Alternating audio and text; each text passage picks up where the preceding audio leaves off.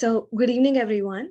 I'm Shivatmika, one of the coordinators of Student Ethics and Constitutional Commission, IIT Madras.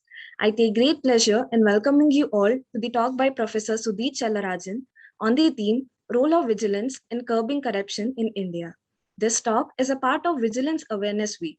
Observance of Vigilance Awareness Week every year during the last week of October is taken up to encourage all stakeholders to collectively participate in the prevention of and the fight against corruption and to raise public awareness regarding the existence, causes, and gravity of and the threat posed by corruption. This year, Vigilance Week is being observed from October 26th to November 1st. The theme of the Vigilance Week celebrations is Independent India at 75, Self-Reliance and Integrity. To briefly introduce our speaker to the audience, Professor Sudhir Chell Rajan from the Department of Humanities and Social Sciences, IIT Madras, who particularly teaches and researches in the domains of political theory, environmental studies, and climate change, state and corruption, and has also served at various positions at the department and institute level. He has also penned down the book, A Social Theory of Corruption. On behalf of SECC, I cordially welcome you, sir, and kindly request you to provide some insights on the role of vigilance in curbing corruption. Over to you, sir. Thank you very much. It's really a pleasure to do this. And thank you, first of all, for inviting me and for this event. Very good. Thank you. Okay, so for those of you who haven't been to our department in person, you'll see this beautiful Worley painting that was made by our students from, I think, the first 2 or 3 batches. I can't remember all the students who were involved in making this painting. And then we used it as a kind of an icon for the department for a lot of events. So I just thought I should thank us former students for having done this. So what I want to talk about is vigilance and also corruption and republicanism. I think these are 3 connected ideas. And so let me start by asking, what is vigilance? What are we vigilant about? And I think the clear answer ought to be, for anybody who has thought a little bit about this, is that we're vigilant about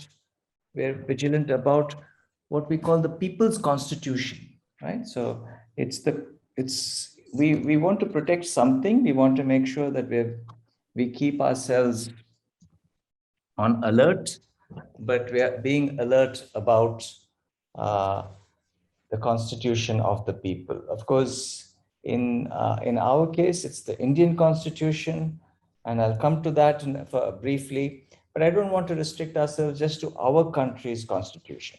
I think we really need to think about why this issue becomes so pertinent. Vigilance is kind of vigilance towards the people, a commitment to the people becomes something very, very pertinent in today's world for a variety of reasons, and I've come to that. So the moment you say the people, the question is, which people are you talking about? Who are the people? And so at its outer limit, we have to think about the people in terms of all of humanity. But of course, we have formal institutions, not for humanity as a whole, but for particular entities.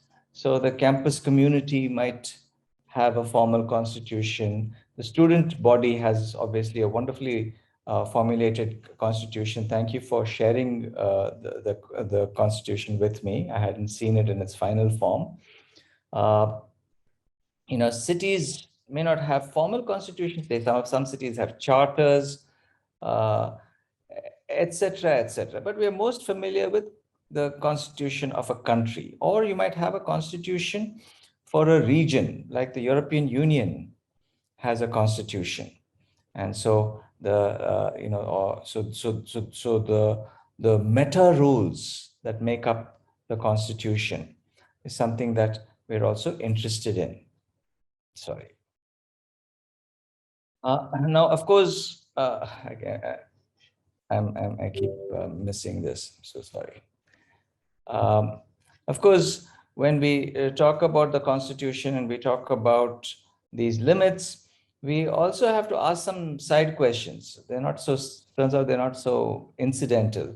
Are we thinking about a constitution that governs people? Shouldn't we also think about the conditions in which people live? Right? So in communities may want to protect river sheds, may want to protect forests, soils, mountains. Many cities across the world have realized that the hinterland, that is the area beyond cities, very vast areas beyond cities, actually support cities in very, very important ways. And so that's the people have kind of come to that realization in very suddenly, that used to think that, oh, you can just worry about the city, but you can no longer just worry about Chennai or Bangalore and so on. You really have to think about the vast areas beyond, and not just the immediate areas outside, but the networked areas to those cities that provide such sustenance. And during the pandemic, those interconnections and those dependencies have become all the more evident, all the more significant. So what do the people want? Well, we are the people, right? And we want peace, self-reliance, stability, and healthy, supportive environments, and all this in aid of human prosperity, right? And the most succinct ways in which this has been expressed to me is by Amartya Sen in his book Development as Freedom. If you haven't seen it, please do try to read it, or read various extracts and versions of it that Professor Sen has written and so on, written about, or others have written about him in various places around. It's a very powerful concept, that to think of development itself, we have to think of it as providing us freedom collectively. And it's a very important distinction from thinking about freedom as an individual cause, that I want to be free. Yes, I want to be free, but being free as a collective is a very powerful and important goal. And there are many, many reasons why we need to think in terms of the we instead of just the I, and when we think of freedom. So constitutions become written documents. So what is a constitution again? A constitution is a set of meta rules. It's a set of rules about how other rules for that society are going to be framed. It's a set of guidelines, but also certain principles. And your student constitution very nicely outlays all that. Usually the preamble to the constitution kind of provides the moral framework. And the Indian constitution has a beautifully written preamble, but it is not unique. If you look at virtually all constitutions, all republican constitutions in the world, you find that they all start with this phrase, we the people, and then they try and elaborate on what those principles we the people believe in, and what motivates us, and so on. So when we say we the people, and it reads in a document, say from France or the United States, you can also put yourselves in the shoes of the people who wrote the Constitution, but also those who are reading the Constitution, because the Constitution becomes this living document. It becomes the guiding principles. So Americans living today, they identify with we the people in the American Constitution, and similarly Indians living today, not just in Ambedkar's time, identify very strongly with those words, we the people.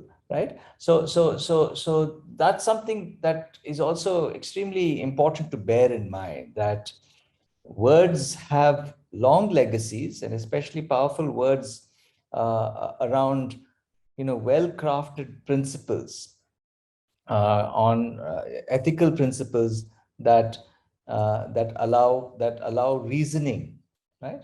So it's a beautiful set of developments, any Republican constitution, because the Republican constitution also sets out the foundation for law. And what is law? Law is a means of justification. Law is a means of actually using reasoning to justify certain claims and certain positions. And the Constitution establishes the kind of the meta rules. It's like, all of you have been doing some kind of coding and programming. You all know what algorithms are, and a constitution is sort of establishing the rules of the algorithm. What does a if then else statement really mean, right? So those are the kinds of ways in which one should think about the constitutions. Now, when constitutions are written, I don't know if this is true of the IIT student constitution, but many parts of the world, when the constitutions were written, they were written usually in conditions of some crisis. So in the Indian case of the Indian constitution, we'd just come out of, yes, we'd gotten independence, but we'd come out of partition. We had just had a series of other internal challenges. Mahatma Gandhi had been assassinated, right? So conditions were very rife with tension in the Indian context when the Indian Constitution was written. Similarly, when the US Constitution was written, come out of war, various other conflicts, things, a lot of disagreement about how the union was going to be formed, etc. France has had five constitutions, I think, right? The French Republic, because right from the beginning, there's been various conditions of crisis. Then the people who actually wrote constitutions, the members of constituent assemblies, including in India, were really kind of had personalities and attitudes that could not be described as, statesman-like.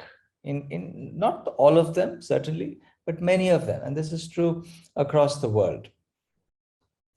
But there was one thing was true about all of them, that when they went through the arguments, they developed some sense of clarity that what they were doing was profoundly important. What they was doing was something that was going to be a legacy, a long-lasting legacy. And you can look at the histories of democratic constitutions, starting from ancient Athens and ancient Rome, right, to the US, France, India, South Africa, Namibia, many countries around the world. Out of crisis came something really profound. So that's also something to bear in mind. Now, how do we guard? Yes, we have a constitution. We have something called a civic republic, but republics are prone to various kinds of crises. And I want to sort of try and identify at least two types of crises that we have to guard against. One is a little more subtle, and that is found on the left, right? And if you look at the cartoon on the left, what you see are these sheep that are grazing on some meadow, and there's one big poster of a wolf. And the wolf is not dressed up like a sheep. The wolf is not in a sheep's clothing. Wolf is not pretending to be a sheep. The wolf is just saying, I'm going to eat you in the in a poster, presumably kind of an advertisement that everybody else can see, and and some sheep are just grazing, and two sheep are actually admiring that poster, saying, well, he tells it as it is. He's a straight talker. That's why we should admire this wolf, right? And of course, it's funny. It sounds absurd, but this is the danger of a certain kind of demagogic politics, and this is there in many democracies right from the dawn of democracy. You see this thing of that your leader is making is making life hard for you, but you end up admiring him. And and it's usually a man. That's why I said him. In the case of Donald Trump, this is still a big puzzle for many political scientists. How did Donald Trump come to power at a time when it was known that he was a misogynist, that he was personally corrupt, that he had done all these terrible things to various people, and he had all these crooks in his employment, and he was clearly an unlikable man for many, and yet millions of people found him very convincing. After it became clear that he said terrible things about women, and he had paid hush money to women to not allow them to, he had sexually molested them, done other things, and so on, paid hush money to them, etc. The majority of white women in North America voted for him rather than for his opponent. Right? These are all very peculiar outcomes in the case of Trump.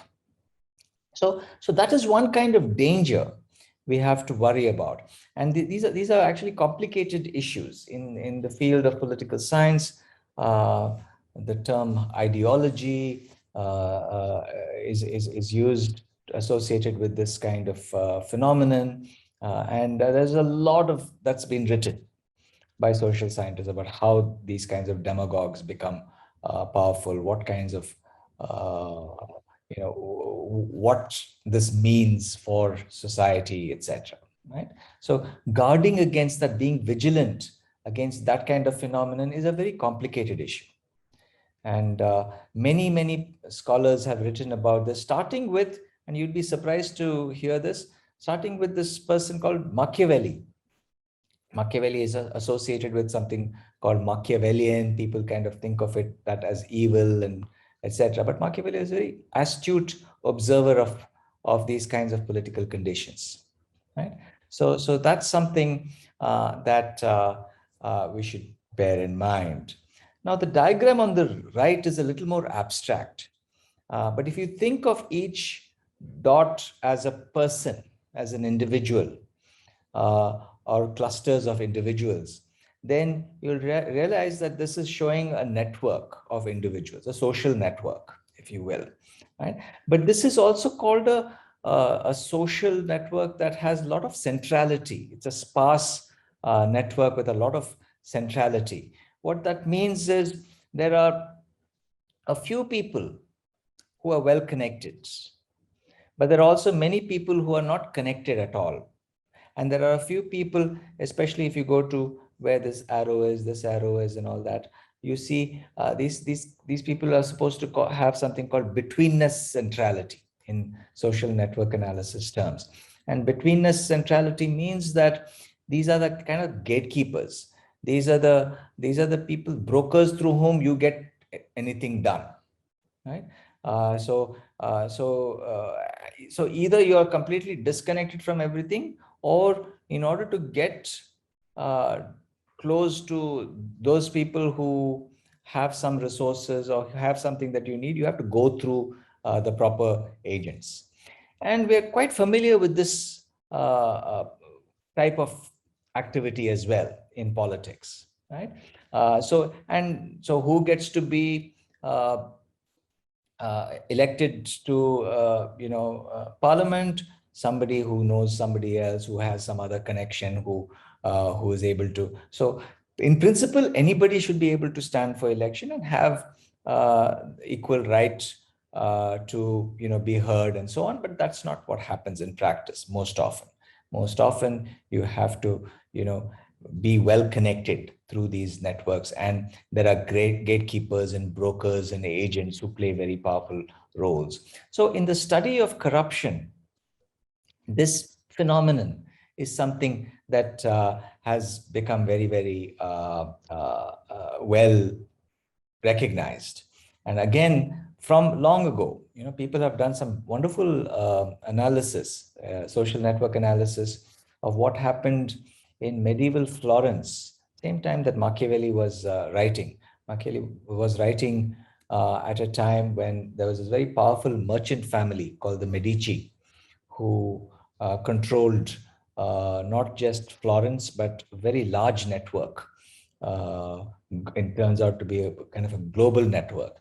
But the Medici family were very strategic in making sure that only they had all the right connections, and they made sure that nobody else could get to those connections. So you didn't have, so they created a kind of a monopoly in the market, but also in terms of political control through the kinds of alliances and so on that they controlled. Right. So these are, for those of you who are interested, you should read these papers by Padgett and Ansel, Padgett and Ansel, very famous works about how these kinds of networks were organized and so on. So there's also another person called Mark Granovetter, a sociologist, who wrote a famous paper called The Strength of Weak Ties.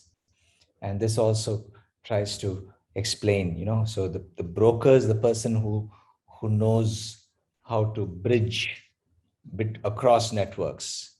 Those persons end up having very powerful positions. Now, in a republic, you don't want just a few people to have those kinds of very strong roles, right? So instead, what you are looking for is something like this. This is a network where there are very few holes, structural holes. There's a lot of sharing going on. There's a lot of cooperation going on, etc. And I should mention that this doesn't come from, these two diagrams don't come from the political sphere at all. They come from some other network analysis that PhD student that Professor Parniyappan from Engineering Design and I have been guiding, Aishwarya Raman, and she's been looking at different types of farmer-producer cooperation networks. And she finds that networks that are a lot more, these networks are formed from self-help groups, mostly made up of women who've built up a kind of a sharing economy, whereas the others was a more traditional kind of network where mostly male brokers and agents were in charge of doing various things. So these are interesting parallels that you see, and network analysis, social network analysis, provides some very interesting insights into all this.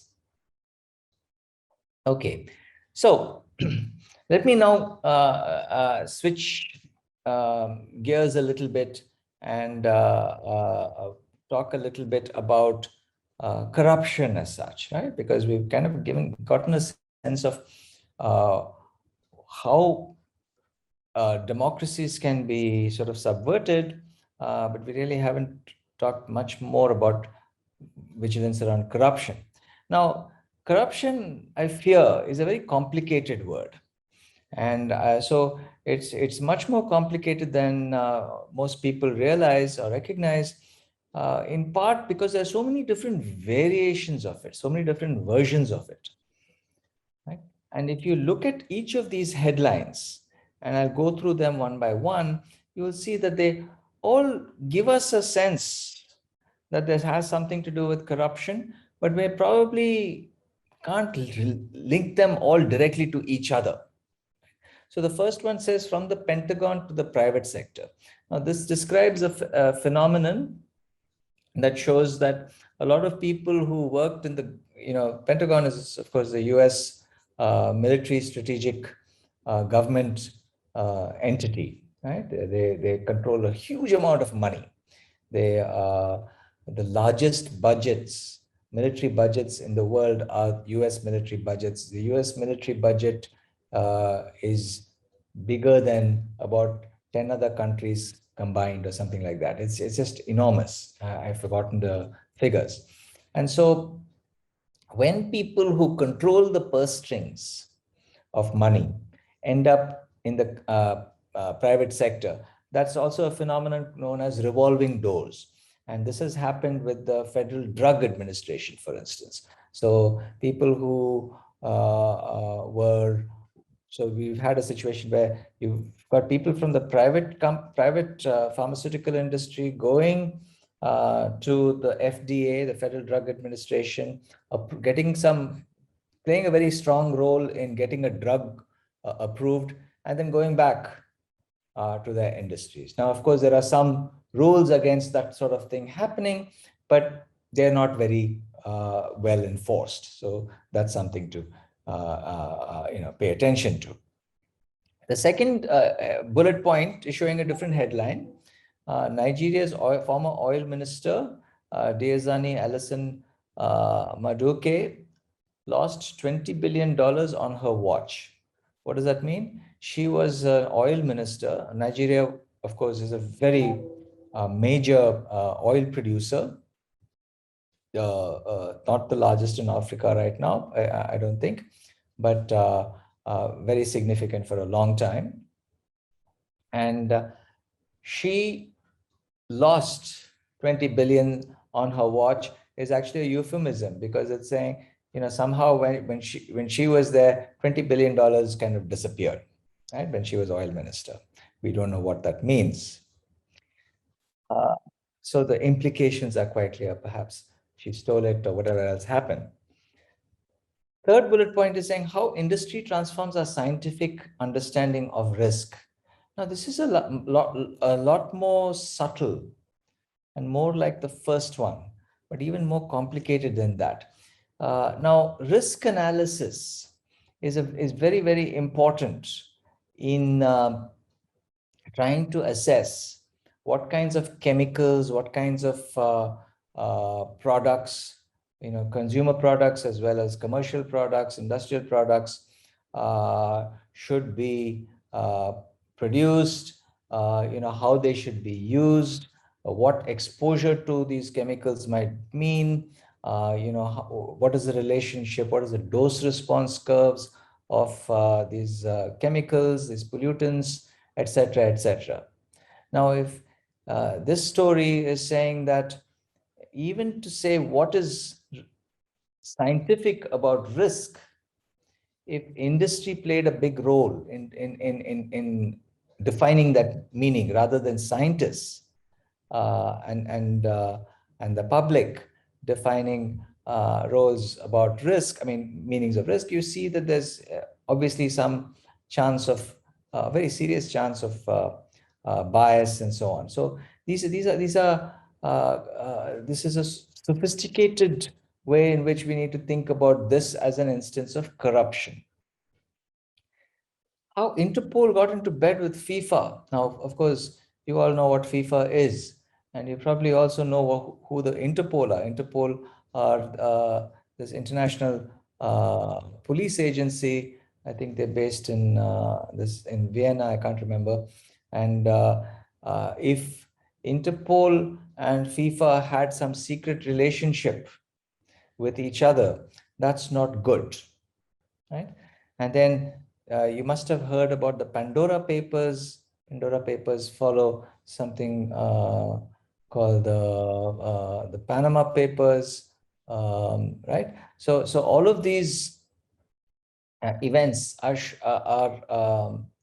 are showing the relevance of how people hide their money and the powerful people, right? This is also known.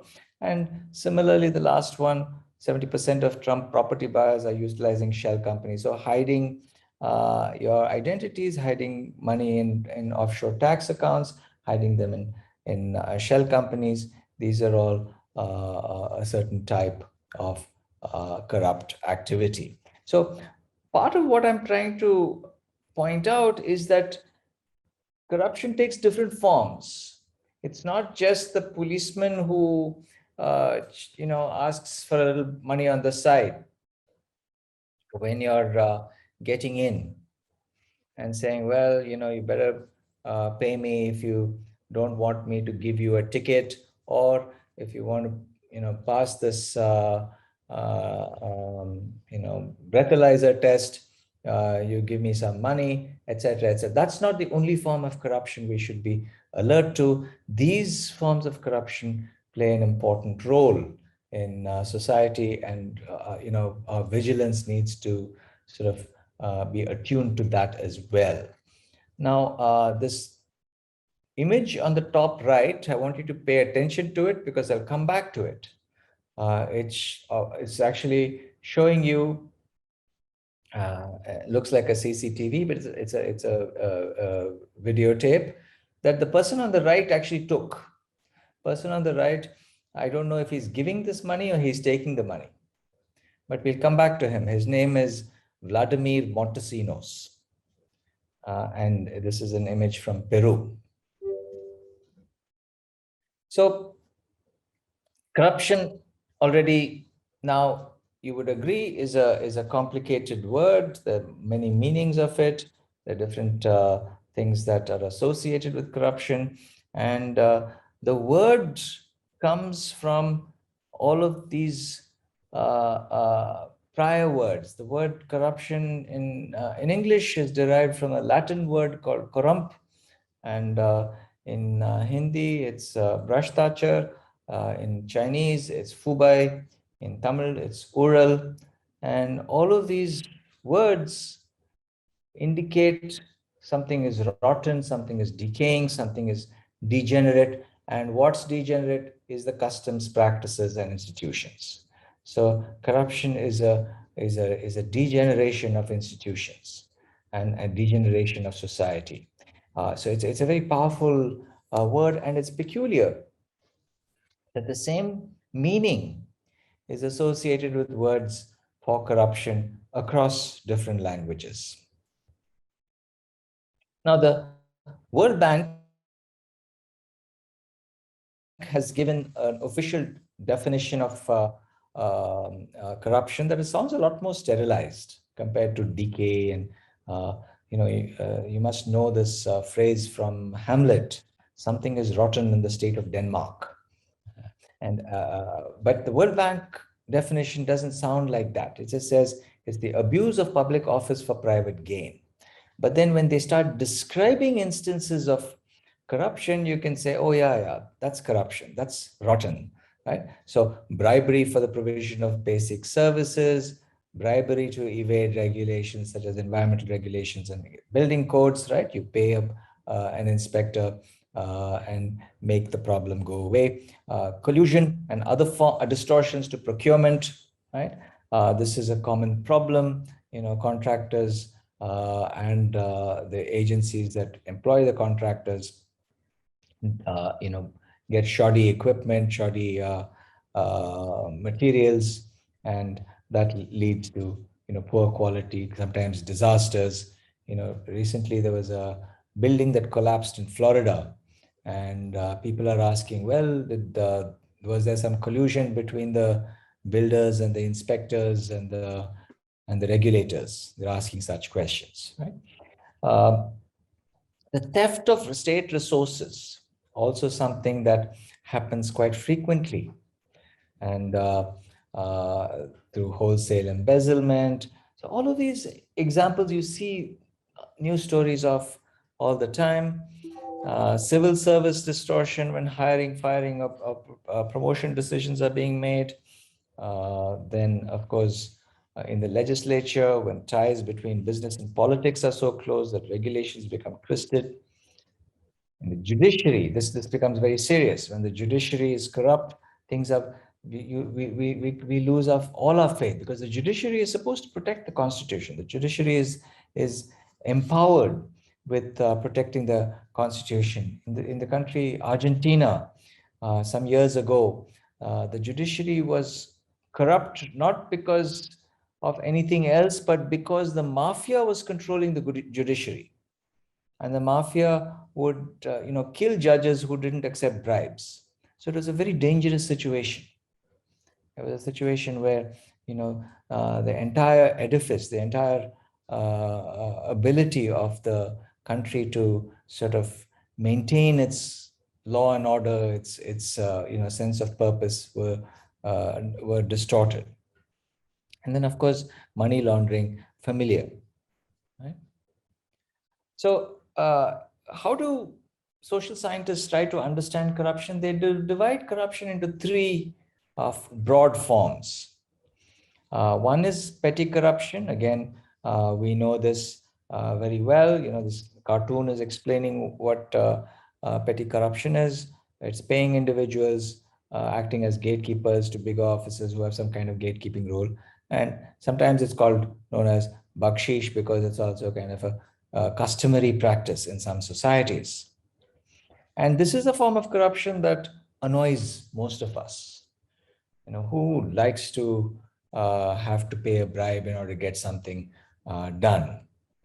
And in most countries of the world, this is what people focus most on. Now, it turns out in developed countries, the wealthy countries of the world, petty corruption has been more or less eliminated. So one gets the impression when you go to Denmark or Sweden or the United States that, well, these are very clean countries because you don't see much petty corruption. But as I will show you, there are other forms of corruption that you find in wealthy countries as well.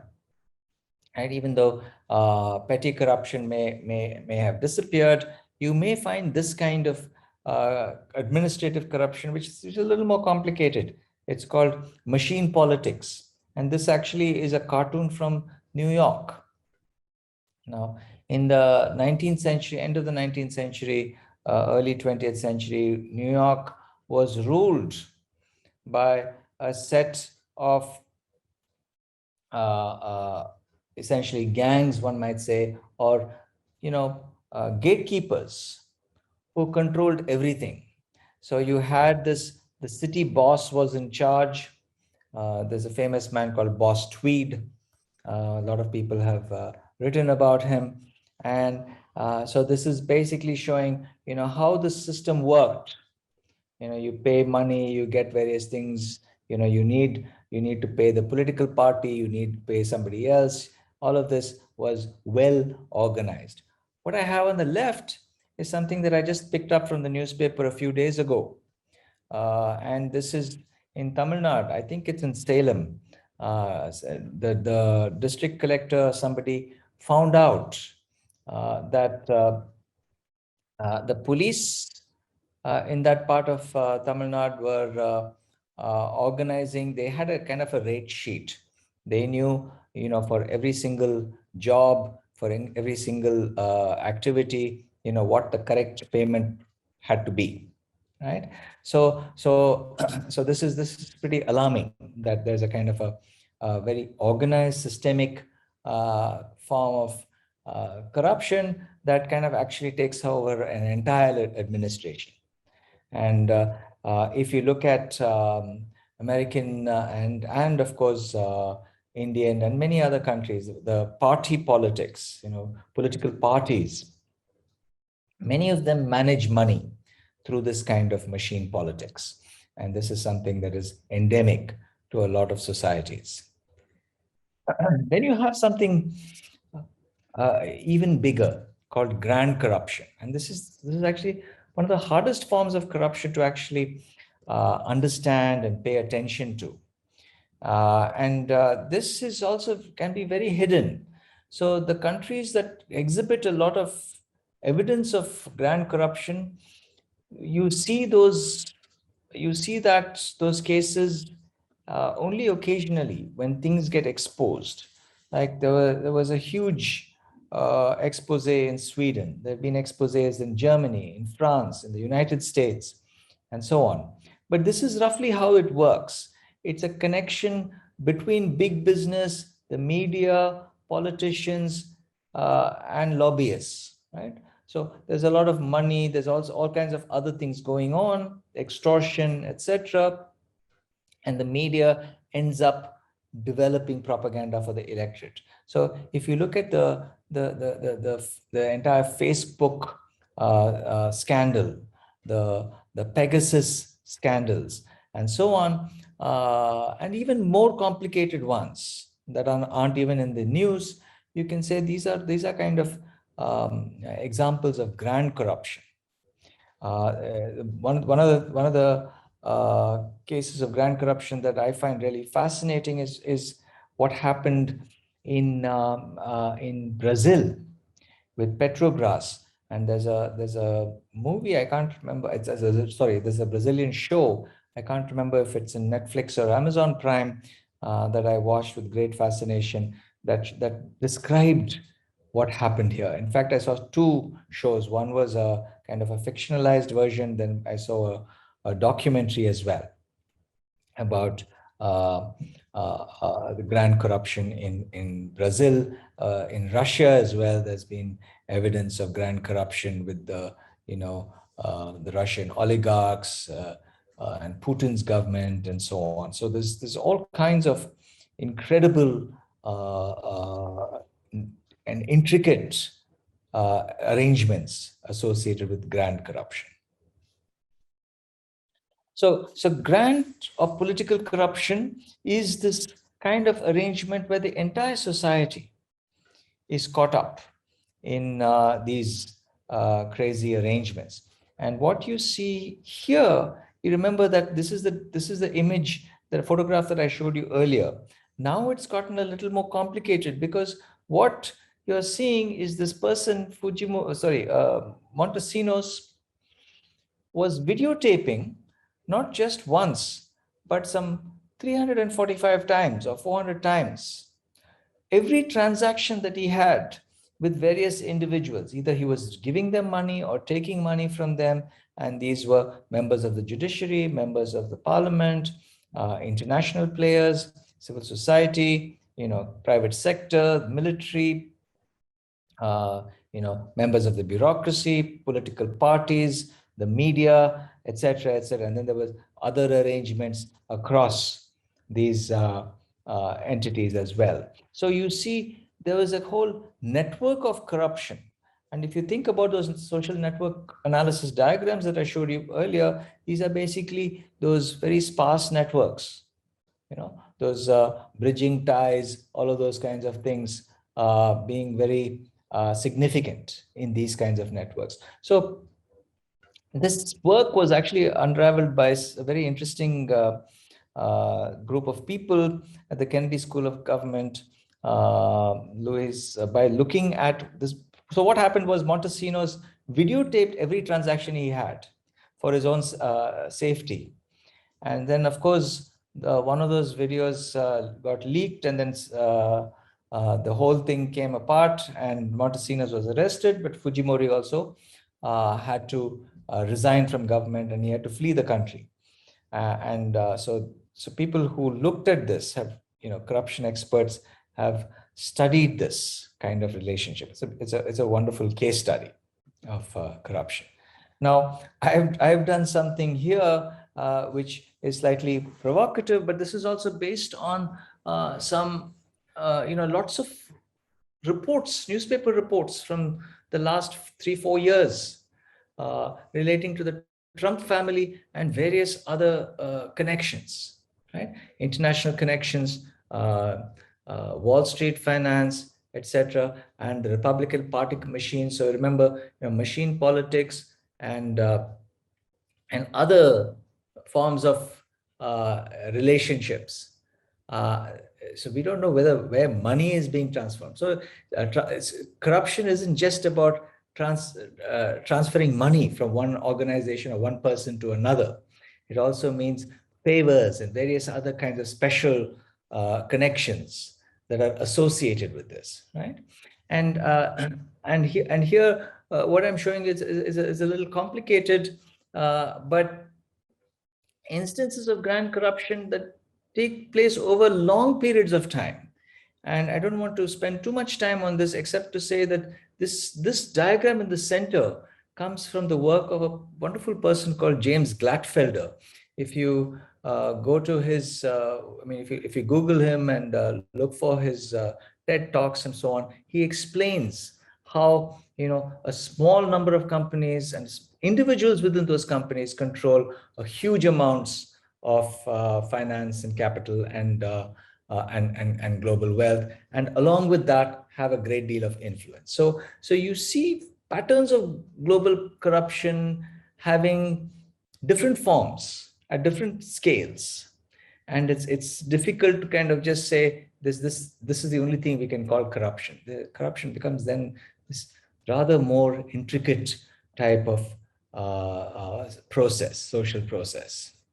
Okay, so there's a term that political scientists like to use to kind of describe these the intermediate processes that produce these forms of corruption, and it's called clientelism.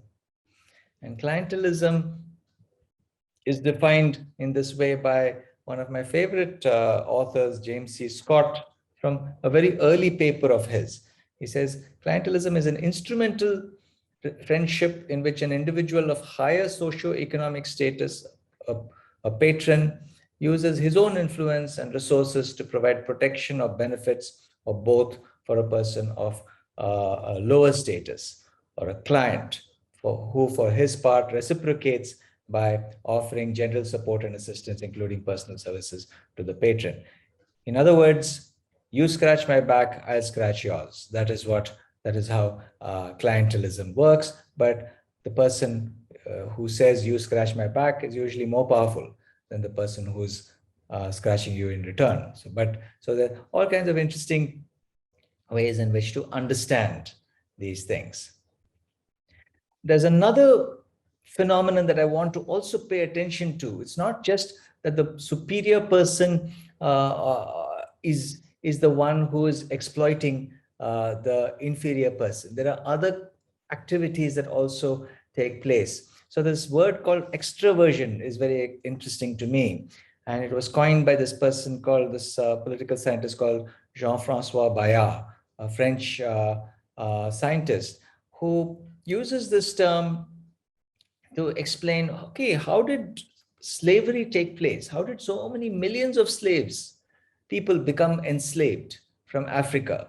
It's not as if, white people, the few white people who came to these places just had better guns and they were able to overpower everybody and they captured everybody and they took them away. No, there were a lot of Africans, Black Africans, who did the hard work for them of capturing people, bringing them there, not just for money, but for actually, building relationships. So they became the brokers and the agents and the gatekeepers, right? So people have said, well, British rule in India was also similarly, organized around very complex relationships to build these elite networks, these structures that contributed to this kind of process. So I find all that very, very interesting. So let me just, how much time do I have, coordinator? I have another 5-10 minutes to speak. Yes, sir. You can go on for five more minutes, sir. Okay. Let me try and wrap it up soon. Okay, sir. But this is for me a very important question. Coming back to this question of vigilance and the Constitution, protection, vigilant about the Constitution and all that, I like to think about these meta roles and rules as actually forming a fairly robust and stable set of protections against the actions of elite structures. And it's, for the most part, these things are extremely important, right? So when things work well, you have a constitution that creates these organizations like parliament and cabinet create statutes and legislation. Those they provide these directions to administrative agencies, and who then create appropriate rules and regulations. And then there are various resources that are sent in to implement those rules and regulations. Then there's something like courts that also ensure that there's some kind of checks and balances. And then, of course, you also have non-governmental entities like company rules. There's public opinion, etc., etc., that all help maintain some kind of trust, right? So regularity, rules, implementation of all those things are meant to be important. And this is based on a long history of the development of these kinds of institutions and these rules. So this is something that we should be proud of, that we have these in place. And let me see.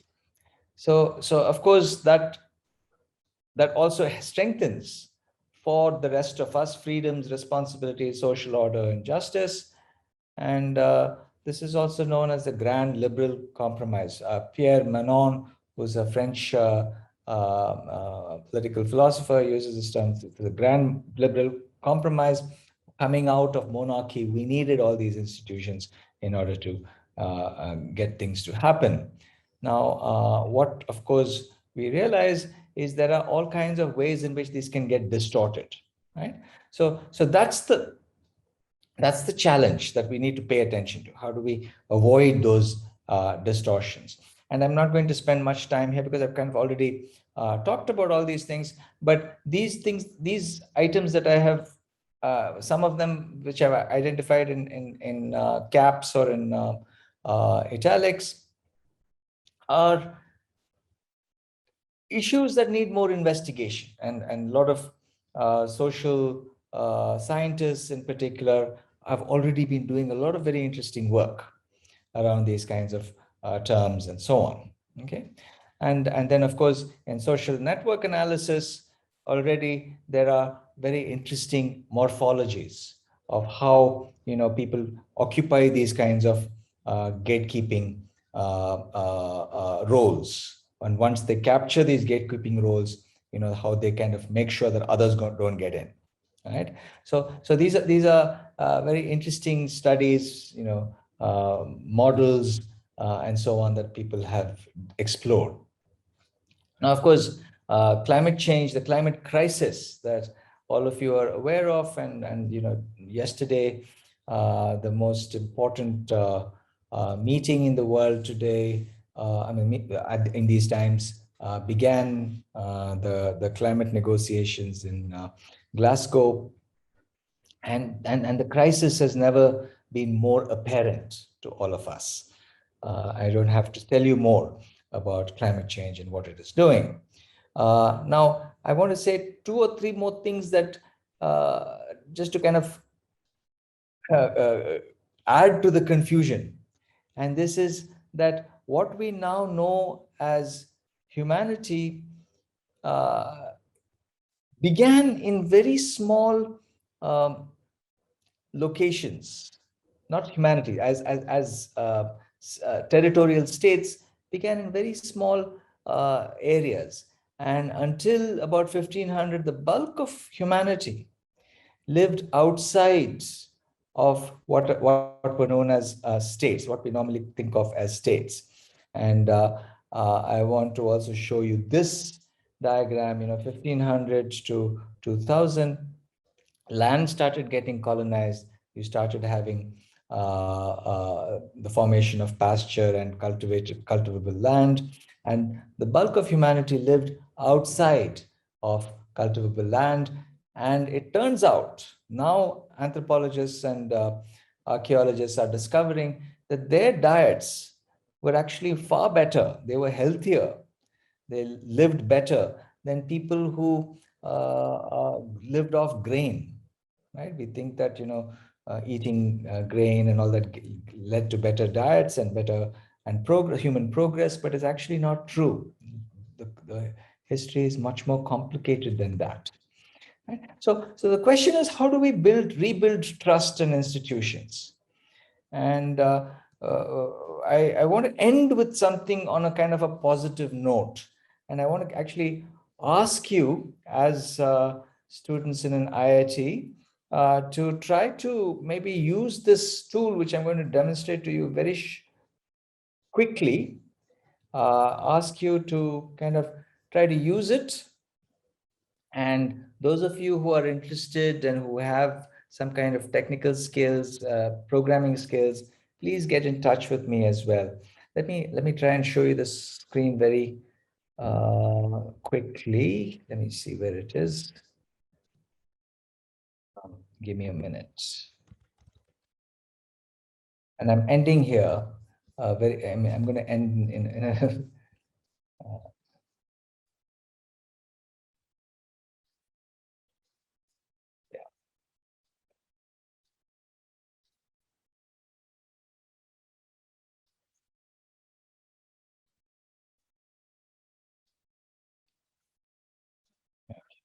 So this is the website, institutionalreform.org. And I would ask you to use the user ID and password guest. I'm going to show you, use a different user ID and password just to get in. But please go and start playing with the questionnaire. You can decide on which country you want to use and try to see whether you can answer these questions, right? The questions that you can go through the instructions and the questionnaire, but I'll quickly just show you the questionnaire. Sorry, it's a bit slow. So there are all these different spheres. And the question is, we want to protect these institutions. And if you want to protect these institutions, we want to ask the question, to what extent is their trust? Are they trustworthy? How do we ensure that they're trustworthy? And if you go here and start answering these questions, rate the extent to which the Constitution is accepted as providing rules that everyone in the government should follow, right? The rules are always accepted. It's a high score. Rules are frequently ignored. A low score. And this is just about the Constitution. And you can go to the courts. You'll see a different set of questions. And I'm sorry, it's slow. I don't know why. It's on an external server. It should not be this slow, but it'll show up. And yeah. So a question like this: are judicial appointments made on the basis of legal merit or political loyalty, etc., etc.? And so this tool was built with the different uh, uh, countries in mind. And those of you who are interested, I'd be very happy if you use guest as the user ID and password, and then just start playing around. Take any country. Don't take India because you'd be biased. You know India too well.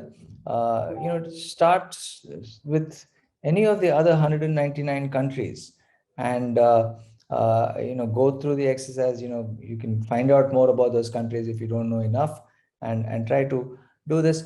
What I think you'll realize is that trust in institutions is a multidimensional category. And the more we learn about this, the more we can actually figure out about what institutions, what changes in the rules, or what other mechanisms. There are all these anti-corruption tools that the UN Office of Drugs and Crime in Vienna has has developed. Which tools are most appropriate for what kinds of spheres in which countries? All of these you'll discover can be developed over time. And this is a work in progress. And I would really like to get some people to help me with this in the future. So let me stop here. Thank you again for inviting me to this event. It's been a real pleasure to prepare and make this presentation. Thank you for your insightful talk, sir. So we have pretty good number of interesting questions from the audience. So I'll ask the first question, which is, what can the youth like students do in terms of curbing corruption?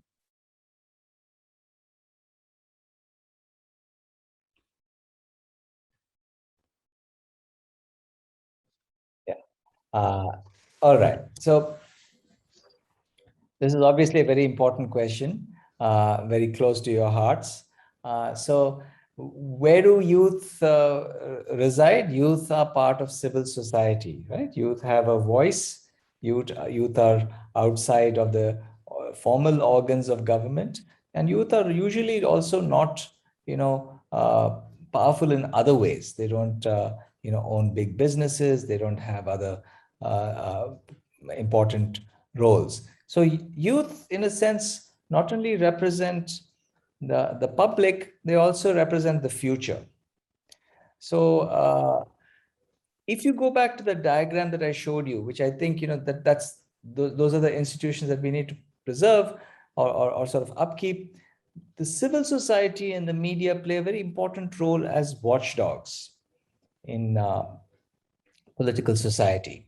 And so youth have, first of all, a responsibility and a role in staying informed, in trying to understand, what are the operations of elite networks, how do they operate, how do they gain strength, developing a better understanding of all that. I think that's been, and obviously youth have already been doing this at great length. And to my mind, the youth climate movement is a very powerful expression of an anti-corruption movement. And this is a complicated argument for me to make, but I've been working on the idea that climate change is a sort of an expression of a certain kind of loss of trust and legitimacy and corruption. Right? It started a long time ago. The forces leading up to that started a long time ago. But the only hope we have is from the youth movement, because it's like they're behaving like, the little boy that said, "Hey, the emperor is not wearing any clothes," and spoke the truth. Right? By saying that, they're saying, well, you're just, Greta Thunberg says, all you're saying, doing is blah, blah, blah, right, to the UN. And people have to wake up and pay attention to all this. So I mean, I don't know if I answered that question, but I think the voice of youth and the power of youth should not be underestimated. Yes, I guess it pretty much answers the question. And we are running out of time, so I'll just wrap up with this last question. So most of the time, relatives or close ones of politicians, industrialists, or the people who have power let go even when they got caught in the middle of the act. So by what ways can we change and, if possible, end this? Sorry, I didn't understand that question fully. Can you just repeat it? Yes, sir. So most of the times, relatives or close ones of politicians, industrialists, or the people who have power will be let go even when they got caught in the middle of the act. So by what ways can we change it and, if possible, Yeah. end this? Yeah, no, so certainly the rules for family involvement and family legacies in politics have to be re-examined. I don't know whether we can prevent close relatives of politicians of actually taking on certain realms. This whole thing, this is the continuation of something that used to happen before democracy, right? When we lived in a world of rajas and ranis, uh, the nobility, the nawabs or the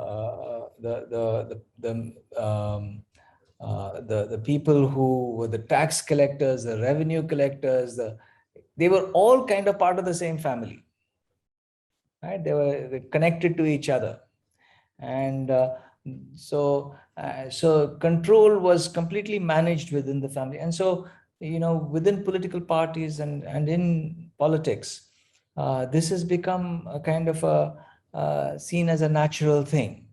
And this is obviously very, very dangerous for democracy. And unless there's a huge, so there needs to be multiple things. First of all, you need to have uh, some formal rules that prevent, people from simply passing on their legacies to their children. Actually, Akbar had a very interesting rule. He made sure that the people who would um, mm, mm, um, uh, who he appointed, the Mansabdars, who he appointed to be tax revenue collectors, very powerful posts. He made sure that their children would not be given an automatic post, that this was a formal, like a civil service appointment that couldn't be passed on to legacy. Those kinds of processes that happen in civil services need to happen in political appointments as well. And it's very difficult to bell the cat at this point. Okay, so thank you for your insightful answers, sir. So with this, we come to the end of today's blissful evening.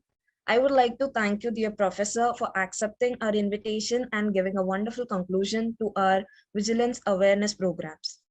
I would also like to thank the faculty advisor, teammates, and everyone who attended the session and participated in our other events as well. As youth, the least and most important thing we can do is to be vigilant about corruption and talk more about it, point it out, and report it. Do check out your S-mail and fill out the form sent by the Office of Dean of Students if you have faced any integrity-related issues in the campus. Having said that, have a wonderful day ahead. Thank you once again for joining us today. Thank you very much. And for all of you for patiently listening to me. And I hope, and I recognize some names here as well. So hope to see you soon.